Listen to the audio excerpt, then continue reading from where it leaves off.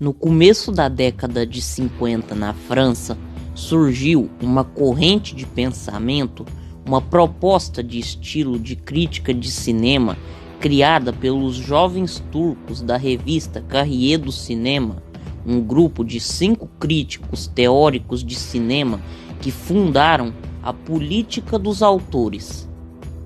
que era um movimento de observação e discussão sobre o então cinema hollywoodiano, que era feito em sua maioria para o divertimento das massas e que, segundo eles, a parte comercial não dava espaço para a produção de obras de autoria artística. Um desses jornalistas, o crítico André Bazin, definiu com suas palavras a política dos autores como a escolha na criação artística do fator pessoal como um critério de preferência e a consequente postulação de sua permanência e o mesmo de seu progresso de uma obra a outra.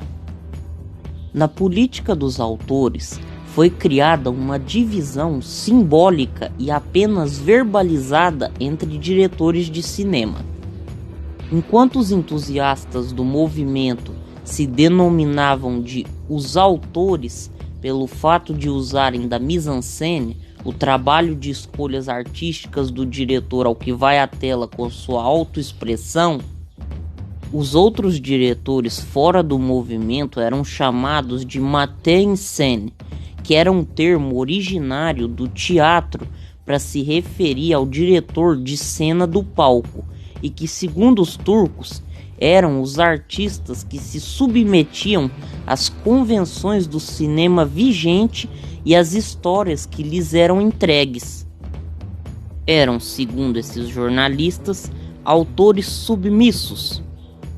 Um reflexo dessa ideia de qualidade autoral no cinema americano como crítica ao mesmo é o clássico de 1941 de Orson Welles, Cidadão Kane, onde ele, Orson, junto com Alfred Hitchcock, Howard Hawks, Fritz Lang e outros diretores que impunham seus estilos, se elevaram ao patamar de autores do cinema clássico.